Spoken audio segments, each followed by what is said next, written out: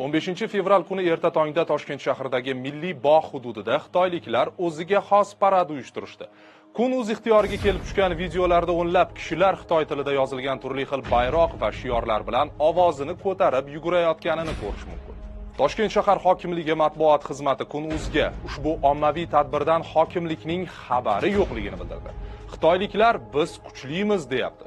Xitoy studentlari har yili bahor va yoz oylarida qanaqadir shiorlarni aytib yurishqilar ekan. Bu ham shu tadbir bo'lsa kerak, deyiladi hokimlik matbuot xizmatining Kun.uzga bergan izohida.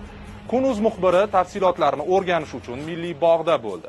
Milliy bog' hududida tunu kun kirgan va chiqqanlarni tekshirib o'tiradigan Milliy gvardiya xodimlari ham ushbu ommaviy tadbirdan bexabar ekanini ma'lum qilgan.